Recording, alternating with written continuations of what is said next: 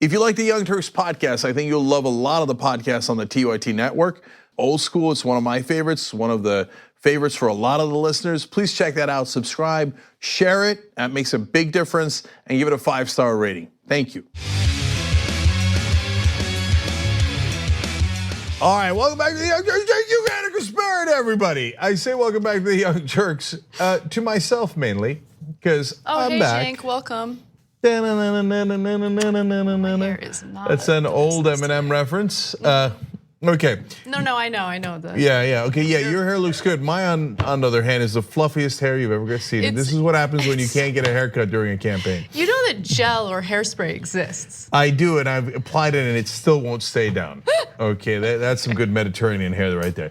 All right, guys, obviously big news about Super Tuesday. Equally obviously, Bloomberg dropping out. We'll get to all those details, very, very important. But we're gonna have some fun in the third hour. Third hour, we will finally get to discuss my congressional race. So we had a lot of restrictions while I was running. We no longer have those restrictions because I have lost. So if you didn't see the news yesterday, I lost pretty badly. Okay, so lessons learned, what can we use to help progressives based on what I learned from the campaign? We'll begin to have that conversation. What were some of the backstories to the campaign? Drums. Okay, so we'll do the first half in the conversation like we normally do, freely available to everybody. The second half we'll save for the members to get to some more juicy stuff. And I'll preview one thing for you guys, which is, the downside is we didn't get to do the dreams that we wanted, which would have been amazing to go into Congress, kick some ass, etc.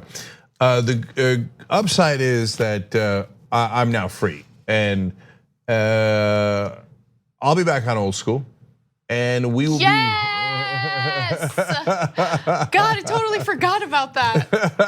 Yes. Okay, and speaking of Old School, at one point, probably about 5 years ago, I talked about how at some point in my life, I would enter the no holds barred portion of my life. We might have just entered that.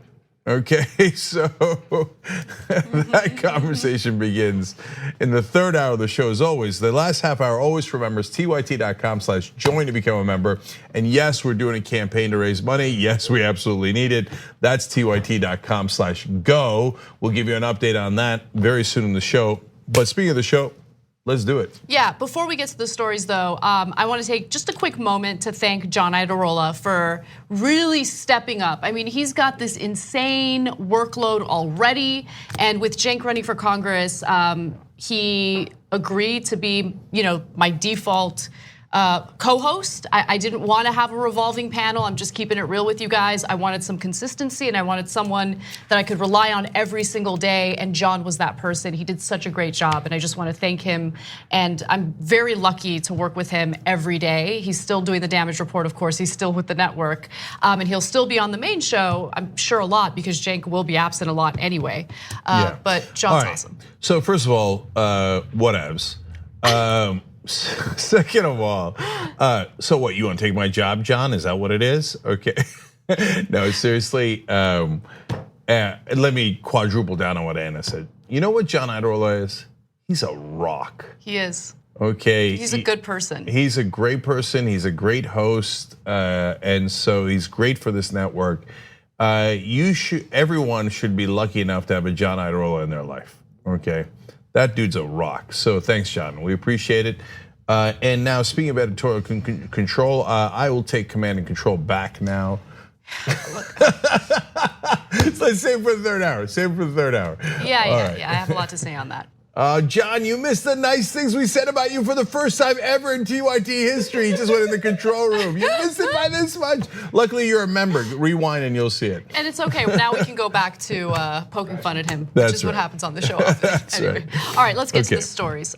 So now that Super Tuesday is over, we felt that it was important to do a postmortem, but also think of what the strategy should be moving forward for progressives, particularly for Bernie Sanders, who still has a very good shot at winning the Democratic nomination. So for all of you out there who are discouraged today, get over it quickly, because now is the time to fight and now is the time to do so aggressively. First, let's go over what the results of last night were. First off, we need to know what the total delegate count looks like thus far in the race. And Biden does have the lead. He is the front runner, but the lead isn't really that big. So he has 513 of the pledged delegates so far. Bernie comes in at second with 461, and then Warren comes in at third with 47. Now, there have been some rumors, some whispers that Warren could be dropping out soon. We'll see how that plays out, but for now, she's still in the race. Okay, I gotta jump in on that delegate count.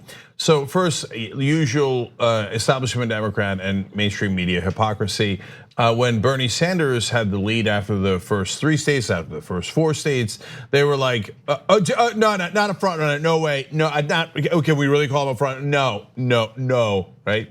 The minute Biden takes the lead, a tiny lead, as you just saw there in the delegate count, they have to go all the way to 1,991. So it's anybody's ballgame. We got Florida, Michigan, New York, so many things coming up, right? They're like, nope, that's it. I think Bernie should drop out. I mean, why is he extending this? He has no road to winning. Are you serious? And they say it with a straight face. That's why I'm done with the mainstream media. I mean, I'll go on and I'll talk to them, but we have to call them the brazen hypocrites that they are. So you know how I feel about the mainstream media. I have very similar feelings. However, I think that it's important to give credit where credit is due. So while MSNBC has its regular anti-Bernie programming, and while people like James Carville are urging everyone in the Democratic race to drop out, including Bernie Sanders, of course, I was just listening to the New York Times podcast, The Daily, and they were really honest. They're like, no, Bernie still has a really good shot at winning this. Yeah, okay, well then let me go further. Okay, yeah. I'm glad you mentioned that, because unlike the mainstream media, we're fair. We give you what they do right and wrong. So what is this talk of, does Bernie have a chance? Here, put up the delegate count again. It's nearly tied. They have to get to 1,991. All Bernie has to do is win one more state and he's back in the lead. What are you guys talking about? Like, they're making it sound like Bernie's at like Klobuchar level at 7 or something. And by the way, another important point about that is all this talk of like a brokered convention. All of a sudden, Biden takes the lead. No more talk of brokered convention.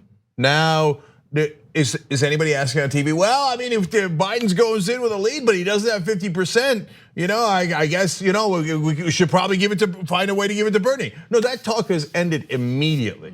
Second of all, what brokered convention? Put up the graphic one more time. There's only 2 people in this race. Warren is barely still in the race because she's talking to staff about maybe dropping out. She is 47. None of them are going to have any delegates.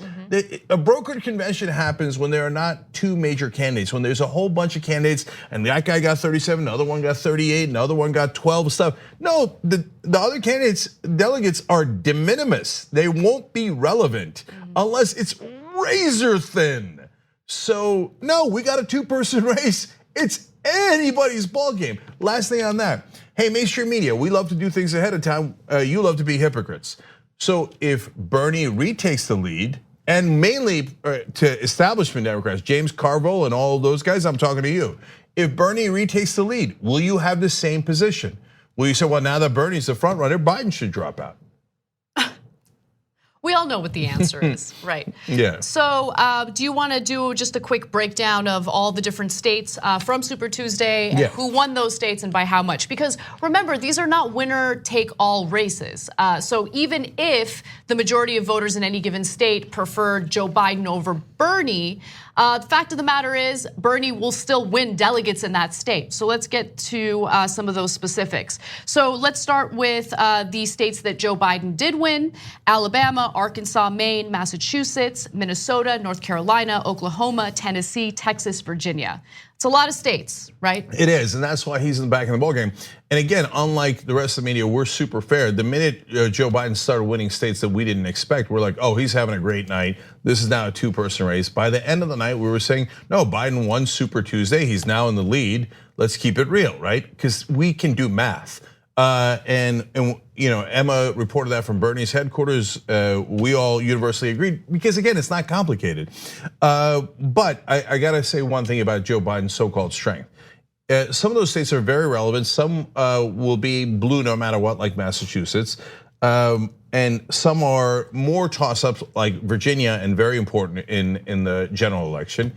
But most of them are in the South, and they're like, Joe Biden's strength's in Alabama, so I think maybe he could beat Trump in Alabama? No. Or Arkansas. No, so Minnesota's relevant too. So keep it real, it's across the board. But most of those states are states that Joe Biden will have absolutely 0% chance of winning in the general election. Correct.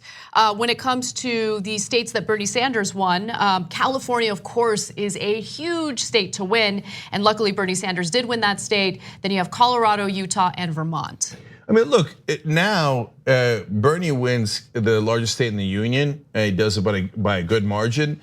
And all the people who said Bernie Sanders had no chance, laughed at him, mocked him, etc., for the entirety of this campaign and the one before, he wins California, and they're like, he didn't win it by enough. He didn't win it by enough. That's not true. Okay, you have nothing but excuses. We're fair about how Biden had a great night last night. Is definitely back in it. We got a two-person race.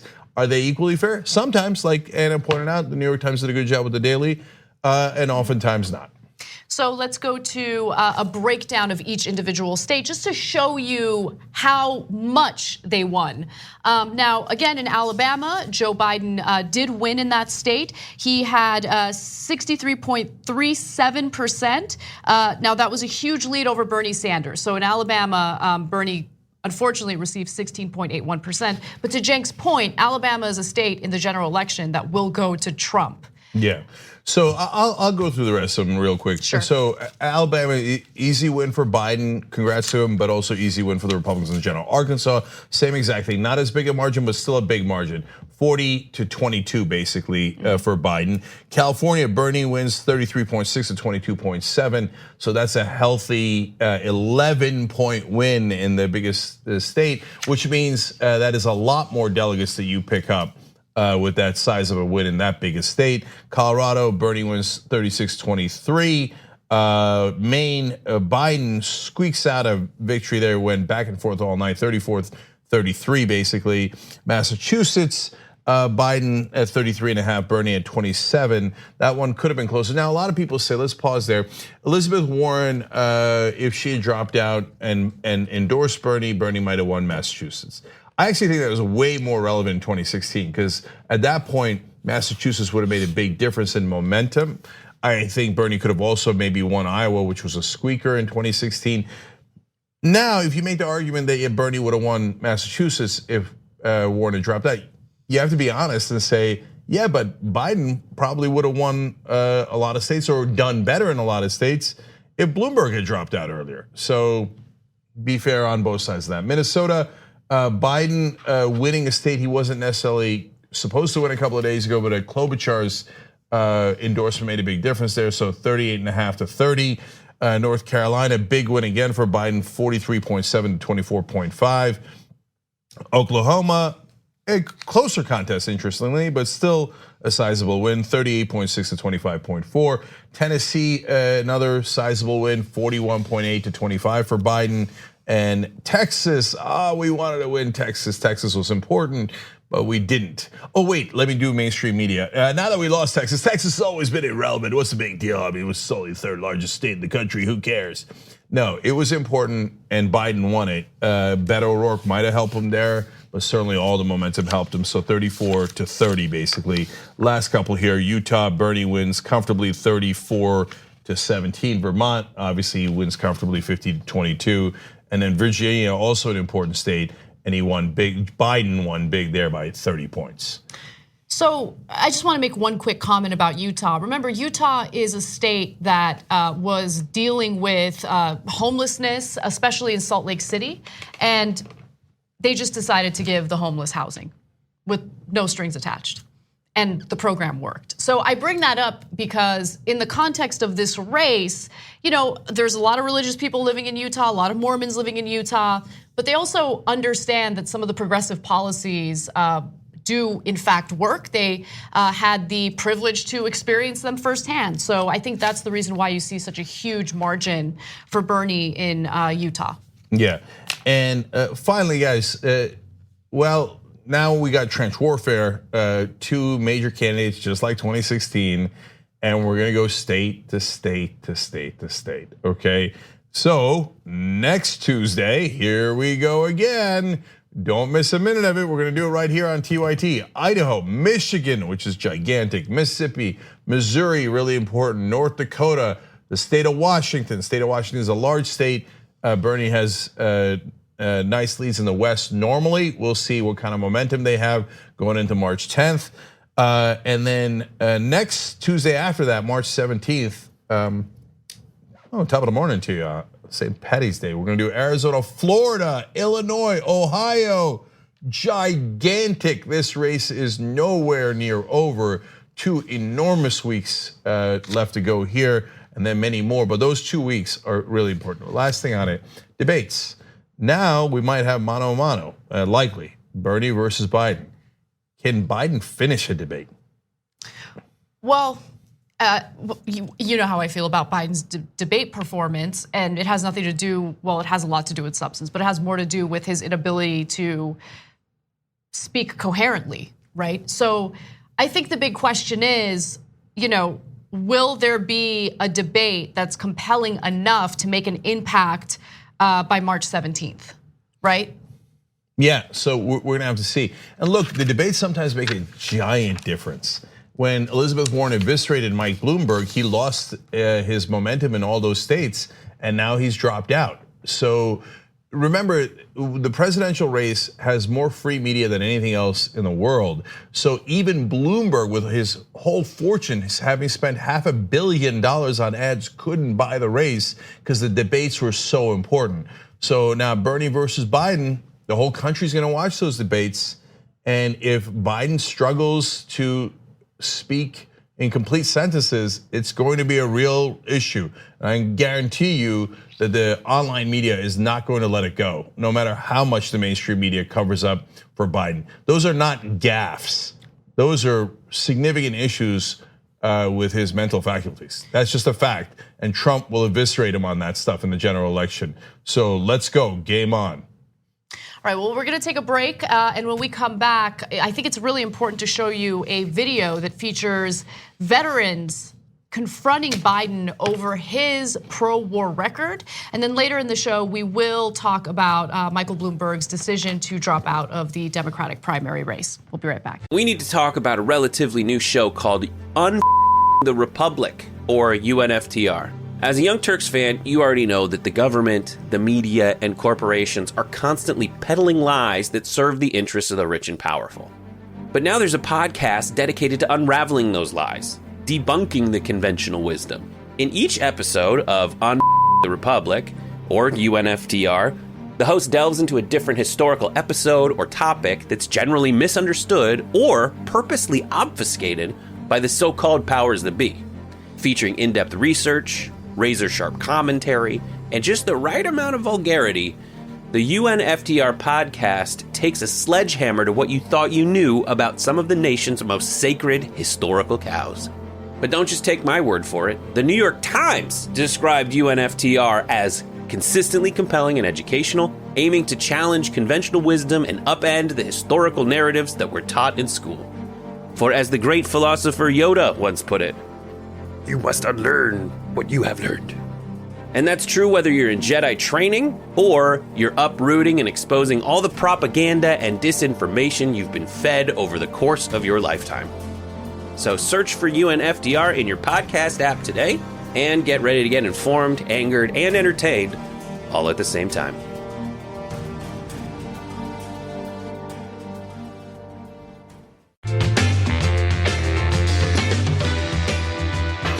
All right, back on the Young Turks.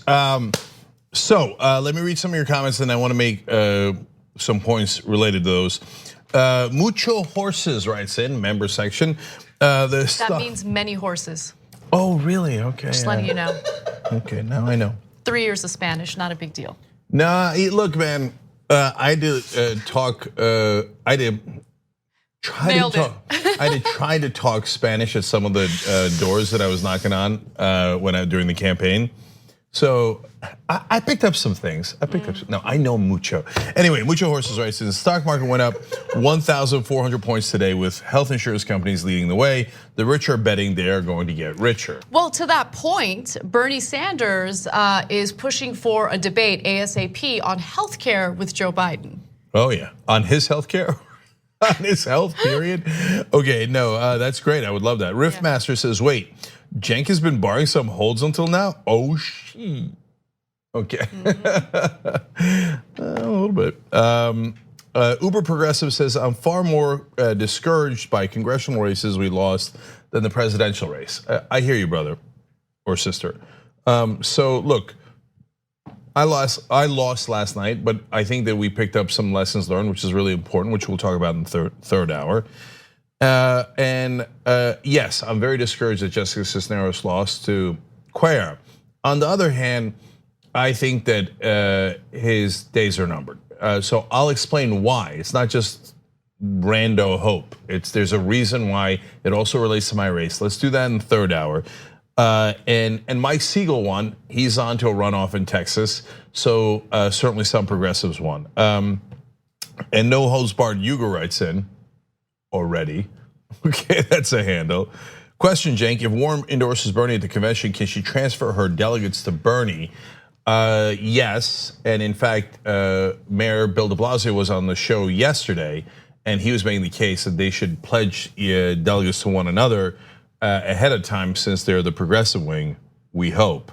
And last one, David Johnson says, donated on YouTube Super Chat, donated for the 4th time today for the Bernie campaign. Only real citizens will beat Citizens United windfall candidates like Biden and other corporate meat puppets. I agree. There's so many more comments, but I just want to say, and in some that included our fundraising drive, which I appreciate you guys bringing up. We did begin that yesterday. It is absolutely pivotal. I was trying to get to 100,000 on the first day, which would have been amazing. We're trying to get 2 million overall for the rest of the year. That's 200,000 a month. It would have been great to get the first half of March on the first day. That would be the first day that we launched it. But come on, too much. Let's take a look at the thermometer.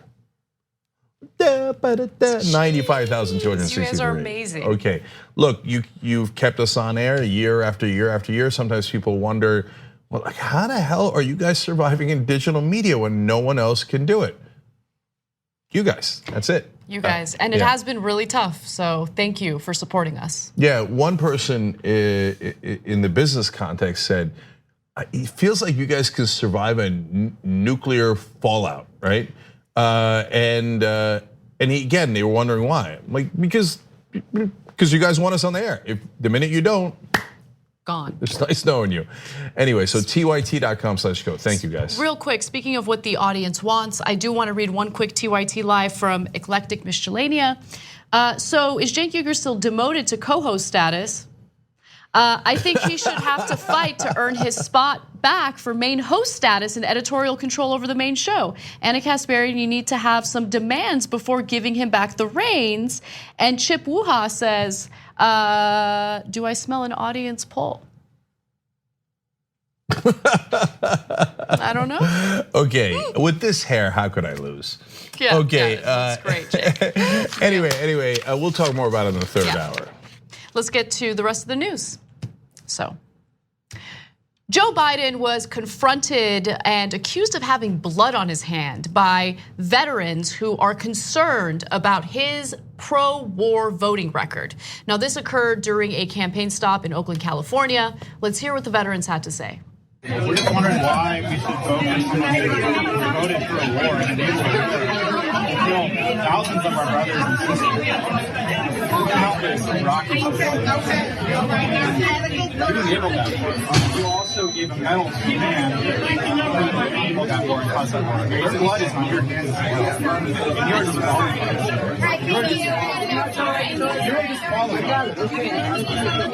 My friends are dead. Chose my son who was in Iraq. Okay? For a year. That doesn't matter, right? I don't think it matters to you. It matters a lot to you. Let me tell I'm you sure it something. does. I'm sure it does. Okay. And I'm not going after your son. You better know. I'm not. No, I'm not going after your son. You were disqualified, sir. Disqualified. The blood is on your hands. Blood is on your hands. No. My brothers and sisters died in Iraq and Afghanistan. And he enabled that to happen. He enabled that to happen. He is disqualified. He is disqualified. No way he can be president. They are dead. Millions are dead in Iraq. He will not be allowed to be president. Disqualified. Trump is more anti-war than Joe. So his pro-war votes in the past are certainly, weaknesses that have been talked about by his political opponents, even in this Democratic primary race. In fact, Bernie Sanders, on the eve of Super Tuesday, put out a campaign ad that focused on Biden's pro-war record. Let's take a quick look at that. Contrary to what some in my party might think, Iraq was a problem that had to be dealt with. Weapons of mass destruction. Weapons of mass destruction. Weapons of mass destruction. Weapons of mass destruction. We thought he had weapons of mass destruction. It turns out he didn't, but I never believed what Cheney and Bush said about Iraq. I'm an Iraq veteran. I shipped to Iraq exactly 6 days after the war started. As a veteran, I didn't see a lot of Trump children or other rich kids in the military. The military is all people from middle class and lower middle class backgrounds. Those are the people that go to fight the wars. I remember all the ginning up towards the war in Iraq, and I see the same thing now. Soleimani was plotting imminent and sinister attacks on American diplomats and military personnel. We have every expectation that people not only in Iraq but in Iran will view the American action last night as giving them freedom. Well, I support Bernie Sanders because he doesn't take money from the defense contractors. He hasn't been meeting with people to start the wars. He's been meeting with people to fight the wars. Bernie Sanders meets with working class families who have had family members who have fought in Iraq. They show him what it's like when you come back from a war. If you don't meet with those people, you don't understand that kind of hardship. And moving forward in this primary race, I think it's incredibly important to look back to 2016 and see the types of attacks that Trump successfully used against his opponent, Hillary Clinton. He talked about her vote for the Iraq war over and over again, and that certainly helped him. It wasn't the top issue that helped him, but it was a big part of why people were ready for someone who was anti-establishment and someone who might be a wild card, might be a complete and utter disaster, but people didn't want the status quo. So look, for all the Democrats voting in these primary races, keep that in mind. Think about the weaknesses and the vulnerabilities that someone like Joe Biden has and how that will hurt him if he ends up being the Democratic nominee. Yeah, so look, I don't, you're gonna be surprised by this. I don't love the over-the-top confrontation. I do. Yeah. It's time. You wouldn't be surprised by that. And so the guy yelling, you're disqualified, it's a little tough to deal with. On the other hand, when he's giving him a heartfelt explanation in the beginning about why he was worried about Biden's vote, et cetera, these politicians, they never have good answers, right? And I just did this. So not that I did it successfully electorally, but if you watch any of the videos of me interacting with voters, it's not that hard. Say to them, hey, listen, brother, I regret that vote. So you're right to be concerned about it. And I wish I hadn't done it. And here's what I thought. And just be human for a second, just be human. And I won over a lot of folks by being human. But politicians, no, I don't want a bad moment, et cetera. And no, but not answering the guy's question to me is a bad moment. And most importantly here, are we gonna have a conversation about policy or are we not? So this is a giant presidential race. So both sides have plenty of name recognition. They're both really well known. Well, now we're at the point where, okay, what does Biden think about foreign policy? What does Bernie think about foreign policy? That is monumentally important when you're picking a president. I know, again, TV pundits always say like the policy's not important. Don't talk about who the horse race, et cetera, but never talk about policy. We're electing a president of the United States, commander in chief, the most powerful person on earth. how could that not be important? I mean, what an empty shell of a person and pundit you are if you think that this shouldn't be something that we discuss. And here they have giant differences, not just the Iraq war. Biden has supported the hawks over and over and over again. His mindset is, well, I mean, look, we've got to assert American power, which means get into stupid, senseless wars. Bernie obviously doesn't agree with that. Enormous difference. Put aside all the other nonsense, vote on policy because it's going to affect your life. It might be your kids that we send to the next war that Biden starts. So Biden has struggled to answer any questions about his previous votes, his pro-war votes, because his pro-war votes are indefensible. So with Iraq, what have we heard from Biden so far? His number one line of defense is, I trusted Bush, and would you look at that? He lied to us. He lied to me. I was disappointed that he lied to me. What are you talking about? I mean, are you a leader or not? Because if you want to lead a country, if you just simply believe anything anyone tells you, that's not what a leader does. A leader digs in for him or herself to try to figure out what the best course of action is. Yeah. And so that was an incredibly weak defense. And look, I usually would say that I don't like aggressive confrontation where someone's yelling at another person, like, because you don't get anything accomplished. But as you mentioned correctly, it started off calm. That is a veteran. That is a type of person, by the way, that politicians love to exploit for their own political gain, right? Oh, we care about the veterans. Oh, we support the troops. Oh, we want to do everything we can to improve the VA. They'll exploit that demographic for political gain. But look at this. This was an opportunity for Joe Biden to speak to a veteran in a calm way and answer the questions that this veteran deserves answers to, right? And then he walks away. He tries to change the conversation about what happened to the men and women who lost their lives in Iraq to Joe Biden's son. And then he just walked away. So guess what? If I was that passionate about anything and a politician just walked away, turned his back and walked away from me like that, I would yell too. I would be frustrated and I would be angry. Yeah. The funny thing is, the minute the veterans don't agree with right-wing propaganda, then they become inconvenient. Totally. And so I love veterans standing up for themselves who are sick of the wars and sick of their friends dying in endless and senseless wars. What do we get out of Iraq? What do we get out of Afghanistan? Can anyone answer that question? Even Trump's running against it. At least pretending. What we lost, other than that, all of that blood that veteran's talking about, and all those guys that died on our side and Iraqi civilians, $6.4 trillion. Hey, Joe, how are you going to pay for that? Hey, look, is there going to be any accountability for any establishment politician? So they asked Bernie Sanders nonstop, how are you going to pay for Medicare for all when it actually costs less money? Joe, how are you going to make up the $6.4 trillion in the wars that you authorized that we got nothing from? Nothing at all. Right. All we had was loss. Joe, where are you going to find that $6.4 trillion? What a monumental mistake. So lastly, Biden's excuses, I trusted George Bush and Dick Cheney. Well, I think that's disqualifying. I mean, if you're so unintelligent that you thought Dick Cheney had good intentions, and you trusted him? That's like Trump saying, I trusted Putin. I thought he was a good guy. So whatever he says, I agree.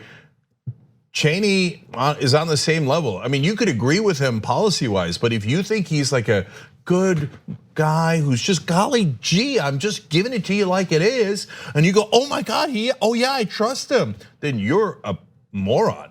So I have to give you one specific quote from Biden, and this was to the lead up to the Iraq war. This was when he was encouraging his fellow senators to vote in favor of the Iraq invasion, okay? So let me just note, 77 senators did vote in favor of it, meaning not every senator was on board, right? There were senators like Barbara Boxer at the time who were like, do we believe that there are weapons of mass destruction? Are we really gonna go in this path?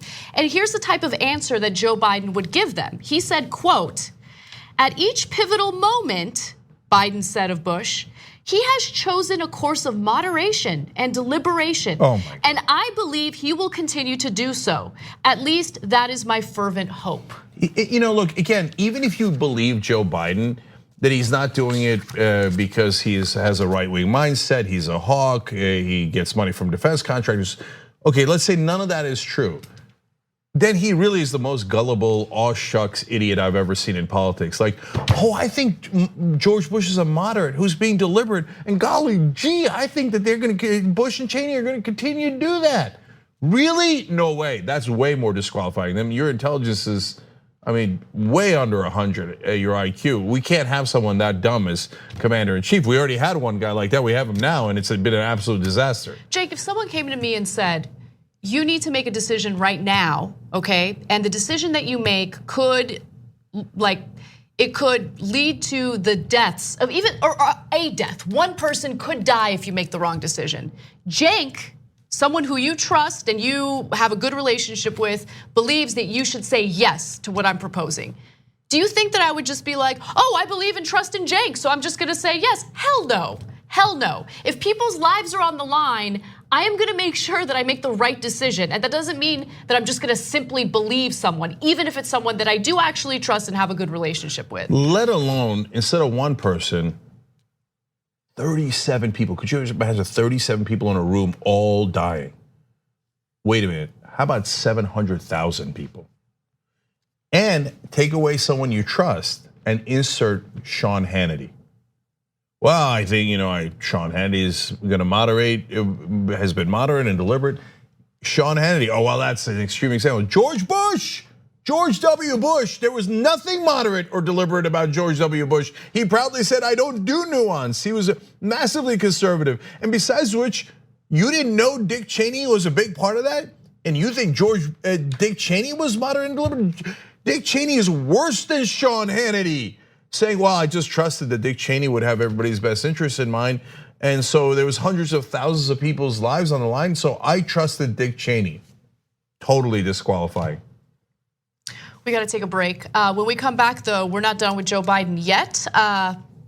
The Trump campaign has decided that Biden is going to be the front runner, so they've already given us a glimpse in how they plan to attack him, and they've got a lot of good material. We'll show you what it is when we return. At TYT, we frequently talk about all the ways that big tech companies are taking control of our online lives, constantly monitoring us and storing and selling our data. But that doesn't mean we have to let them. It's possible to stay anonymous online and hide your data from the prying eyes of big tech. And one of the best ways is with ExpressVPN. ExpressVPN hides your IP address, making your activity more difficult to trace and sell to advertisers. ExpressVPN also encrypts 100% of your network data to protect you from eavesdroppers and cyber criminals. And it's also easy to install. A single mouse click protects all your devices. But listen, guys, this is important. ExpressVPN is rated #1 by CNET and Wired magazine. So take back control of your life online and secure your data with a top VPN solution available, ExpressVPN. And if you go to expressvpn.com/TYT, you can get 3 extra months for free with this exclusive link just for TYT fans. That's expressvpn.com/TYT. Check it out today.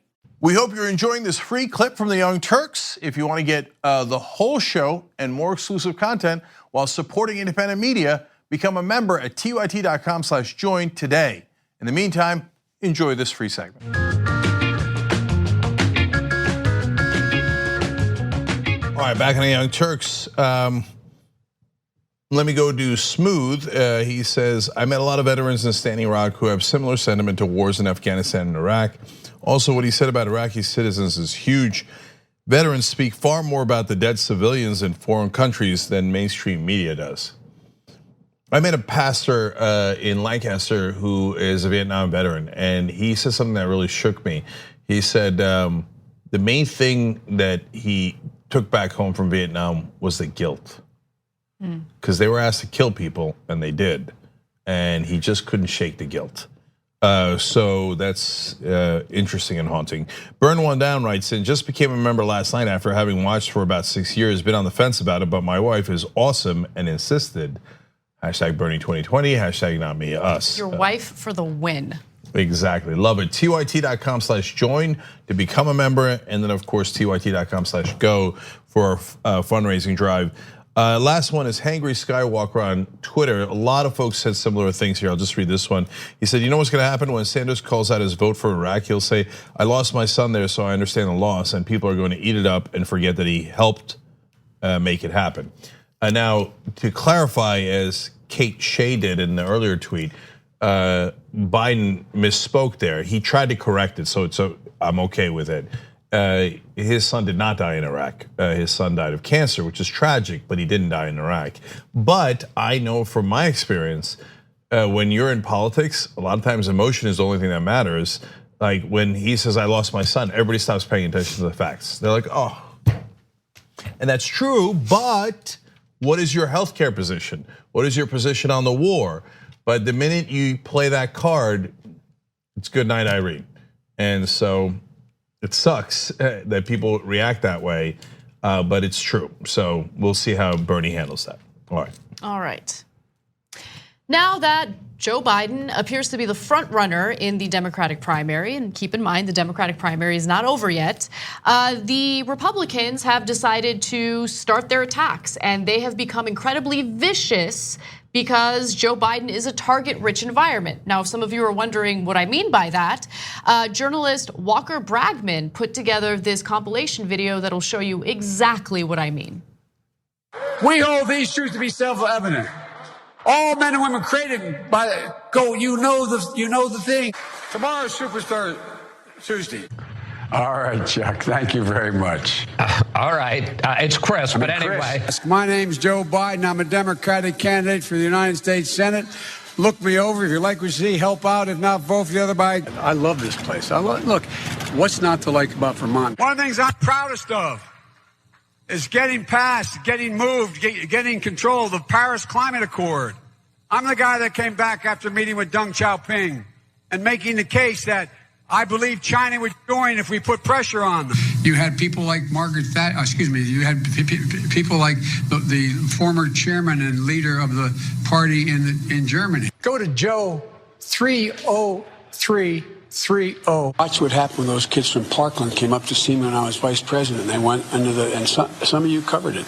So Biden tells this story, or some version of it, a lot. He says that, he went on this military trip and it was dangerous, but he wanted to go anywhere, and he goes to the Konar province of Afghanistan, and he hears about how this man had climbed down into a ravine to rescue a fallen soldier, and he comes back up and he doesn't want to get this medal because he feels so heartbroken that his fellow comrade has fallen. That's about 3 different really heroic war stories, all kind of pushed together into one anecdote. Joe Biden has made all sorts of statements about his activism in the civil rights movement.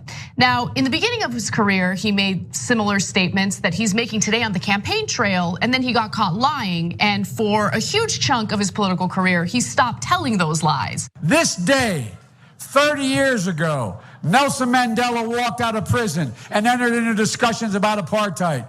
I had the great honor of meeting him. I had the great honor of being arrested with our UN ambassador on the streets of Soweto.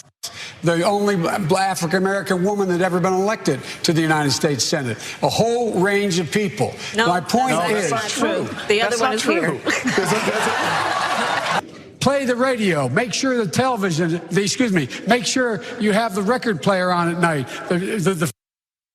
So that will be the situation on the debate stage in the general election. If he becomes the Democratic nominee, he will be up against Donald Trump, who I've said a million times, I get it, he's not some brilliant, intelligent guy, but he's vicious. And he is able to form complete sentences without forgetting what he's talking about, without having the type of stumbles that you just saw in that lengthy video compilation. Yeah, it's not 1 or 2 times. Look, I don't care what the mainstream media says about anything, and certainly not this. It's impolite to point out that Joe Biden is having significant issues with his mental faculties. Do you think Trump is going to be polite to him? Do you think the Republican Party is going to be polite to him? No, they're going to rip him apart in the general election. Last night, after his victory, he said, now this is my little sister Valerie, and pointed to his wife. No, we're having significant mental faculties issues, okay? We are. So they're not wrong to bring up senility. What is going on? He's gonna vote for the other Biden. I mean, he doesn't know which state he's in. He doesn't know what the hell is going on. And this is the guy that the establishment thinks is definitely gonna beat Trump.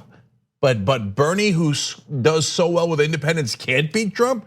Makes no sense at all. No, we're gonna point it out that all those things that he said there were really problematic. Walker's right to put together the video And I don't care what anybody says about it. That's the reality of Joe Biden, and it is a big, big problem. And he will lose to Donald Trump. We can't have it. This is out of control. Like, how much have we as a country lowered the bar for qualifications to become president? Because let's say in the ideal scenario, if Biden becomes the Democratic nominee, right? So first of all, I don't think that he'd have an easy time beating Trump, but let's say best case scenario, he does. Is everyone okay with Biden being president of the United States when he's having difficulty remembering the name of, politicians that he'd be dealing with on a regular basis, when he has a hard time remembering which state he's in? We can't remember the Declaration of Independence. That's a huge issue, right? So even in the best case scenario, we're in a lot of trouble with him leading the country. Well, and by the way, like, we're having a discussion about whether or not this is polite. I don't care. This is to choose the right person to lead the country for at least 4 years.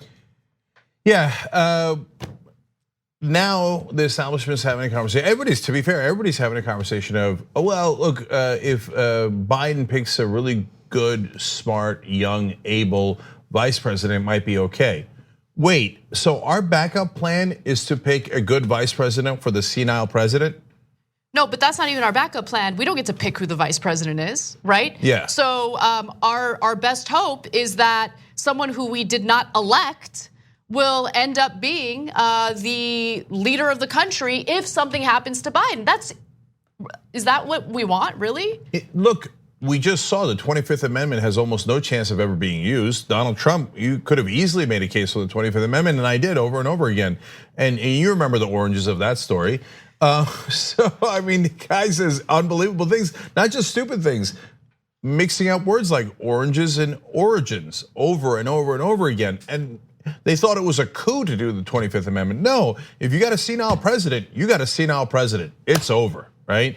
And that's your good case scenario. The bad case scenario is his senility cost us the election, and the monster Donald Trump is back in office, who's both arguably senile and malicious. And I think that would be the most likely scenario if Biden were to be the Democratic nominee. In fact, the attacks have begun.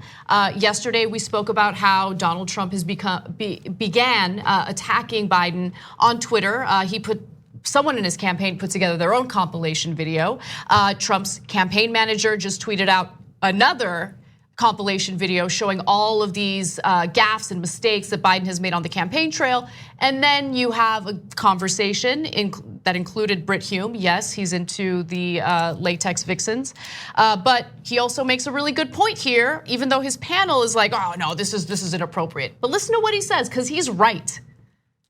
There are two kinds of Biden gaffes. They're the kind he's always made. Correct. And maybe this one tonight was one of those. He's prone to that and always has been. It's no big deal. But more recently, we've seen cases in which he didn't know where he was. He didn't know. Well, listen, Chuck over here has some things to say. Those are more disturbing because they suggest that he may be non-compass menace, or at least, or he's headed in that direction. But that's the way it is with voters with Joe Biden. But how many of the people who voted for him tonight would agree that he's senile or getting there? Wow, I think that's a little. Yeah, I don't think they would think he was senile. I think that's a little harsh. Hey, that's Joe. We know Joe. Joe knows us as Jim Clyburn said. It doesn't matter if he knows where he is or not. Well, no, of course. Okay, I don't think that. We're going to wrap it up there. No, but so look, I actually, even though it's Fox, they're still in the club. Yeah, so what Brit Hume is saying is a legitimate question. And they're like, whoa, Joe Biden's in the club. By the way, will they turn around during the general election? Guaranteed. If Biden's the nominee, every one of those people except Juan Williams will then turn around and go, well, we can't have it. But right now, when you mention, like, whoa. But Brit Hume is also right to point out two different kinds of gaffes. Biden's always made gaffes, like talking about how every 7-Eleven and Dunkin' Donuts has someone who's Indian or has an Indian accent in Delaware. That's a gaffe. That's a thing you shouldn't say as a politician. Or as anyone. Right, confusing New Hampshire for Vermont when you're in a important election in New Hampshire is totally different. Confusing your wife for your sister is totally different. That's not a gaffe. That is potential issues of senility. And Juan Williams' argument here makes good arguments overall, but not this one. He's like, no, people will say we know Joe. Yeah, I mean, I've known a lot of close family members and family friends who wound up having issues with remembering things, right? And I knew them, but then they couldn't remember anyone, including me. So that's very sad, but probably a lot of you have gone through that. As much as you love that person, would you have that person be the candidate against Trump or the president of the United States? So there's one other angle that I want to talk about, and I'm going to reset for it because it's not just about the gaffes, it's also about, I think, a huge Achilles heel that I think the Democratic Party is discounting for the moment, but it's going to be a huge problem. So let's get to that. So Biden is a target-rich environment, not just based on the things that he said, but you also have to consider the impeachment investigation that just took place, obviously the impeachment of Donald Trump, and the accusations that were lodged against the Bidens as a result of that impeachment investigation. Now we're learning, and this was definitely expected, we're learning through Politico that Senate Homeland Security Committee Chairman Ron Johnson told reporters that he is likely to release an interim report within 1 to 2 months on his panel's probe of Hunter Biden's ties to Ukrainian gas company Burisma. And then he was quoted as saying, there are questions that Joe Biden has not adequately answered. And if I were a Democrat primary voter, I'd want to see these questions satisfactorily answered before I cast my final vote. And then Representative Jim Hines is irritated by this because he feels that it's a political move, because of course it's a political move, and you should have known that this was coming. He was quoted as saying, after hearing nothing about Burisma over the course of the last couple weeks, the Republicans will revive it in a perfect demonstration of what this means to them, which is to be a cudgel to beat Joe Biden with. Yes, exactly. How did you guys not see this coming as you're propping up your beloved establishment candidate who's gonna keep the status quo and keep the system that you all love and enjoy so much? Just keep in mind that he has weaknesses that you're totally discounting. They know who their rivals are. They know what Republicans are capable of. And yet, over and over again, they prop up these incredibly weak candidates that will undoubtedly lose the general election to Donald Trump. Yeah, so this one's a little bit more mixed. So on the one hand, yes, Biden is a weak establishment candidate, and the Republicans are going to lean in on all of these issues. On the other hand, I don't want to pick our candidate based on how the Republicans are going to attack him if the attack has no merit. So in the case of Biden's potential senility, it might have merit, but in this case, no, this is another drummed up Benghazi IRS, the gun emails. Programs, the emails, et cetera. Okay, but emails I think did actually, I don't think that was the top factor that led to Hillary Clinton losing the election, but it had an impact. But to me, the emails were, the fact that they went after her on the emails was less impactful than the fact that Hillary Clinton and the establishment didn't know how to fight back. So, because they're gonna drum up an investigation on every candidate. That's what Republicans do. You think they won't do it to Bernie? Yeah, they'll invent something. It doesn't matter. Yeah, the guy's the one honest politician of our lifetimes, but they'll invent something. They'll be like, oh my God, he once didn't kiss a baby, et cetera. Look, it doesn't matter. Maybe you're right, and maybe they'll invent something. But look, in this case, we both agree, right, that while the Bidens are unlikely to be guilty of what the Republicans are specifically accusing them of, the fact of the matter is there is an issue here, and it at least looks like corruption, right? It certainly looks like nepotism. It certainly looks like a person who wasn't qualified to serve on that foreign board got that position because of his father, and people don't like that. Look, that is also mixed. So, but it goes to the point you're making. So the part that I'll defend the Bidens on is, or at least Joe Biden on, is that everybody who's looked into this says that he did not help his son get that position, and he did not cover up corruption in Ukraine. So it's unfair to put that on Biden.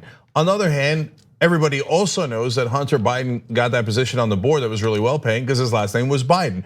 No one could say otherwise, except the honestly, again, the idiot establishment, politicians in the Democratic Party and the media, who all participate in that very similar corruption. Oh, your son gets this, my daughter gets that, my wife gets this. And so they think like, oh, what Biden did is fine, it's fine. Of course, all of our sons should get board positions where they get paid $600,000 to do absolutely nothing on a topic they know nothing about.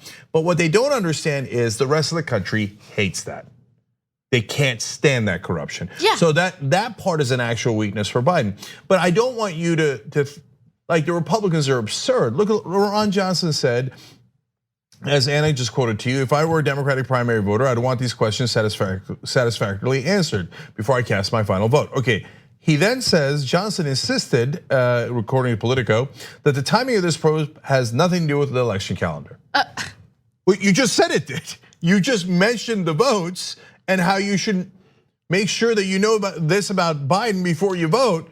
I mean, who are you kidding? These Republicans are hacks.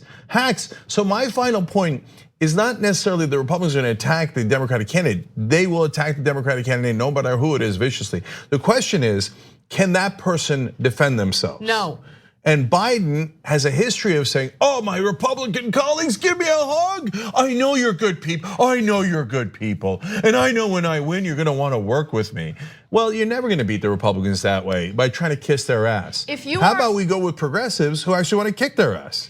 If you are a Democrat who has not made up your mind yet, and you are on the fence between Bernie or Biden, which God help you if you are, please, if you genuinely care about beating Donald Trump, consider how weak Biden is as a candidate, okay? Get your head out of the sand and understand that you are risking the future of this country by promoting, propping up, or voting in favor of someone like Joe Biden. Period. End of story, okay? Let's all wake up. Now is the time to fight. This is no joke. Yeah. And I hope Bernie and his supporters will do this. I'm one of his supporters, I'll certainly do it. When Ron Johnson says this, my investigations are not focused on the Bidens, they're just not. But I can't ignore them because they're part of the story. Yeah, you probably would have done an investigation on a rando company in a completely different country if your opponent's son wasn't on the board. Oh man, I'm just gonna look into this company randomly in Tajikistan, because I'm really animated, but look at that. Huh, my opponent's son is on. Get out of here, you're not doing any random investigations. You're a hack. So you need progressives like us who are strong that are gonna say Ron Johnson is an obvious liar. And everyone in the country knows this is political. Even the Republican voters know it's political. Now, can you imagine any establishment candidate or their supporters saying that on TV? Oh, my beloved colleague, Ron Johnson. Oh, I do disagree with him a little bit on this over crumpets. No, let's go fight them and win. Crumpets sound delicious right now. Anyway, we gotta take a break. When we come back, update on the race. Bloomberg is out, we'll tell you why and how this could impact the race moving forward. Thanks for listening to the full episode of the Young Turks. Support our work, listen ad-free, access members-only bonus content, and more by subscribing to Apple Podcasts at apple.co/TYT. I'm your host, Cenk, and I'll see you soon.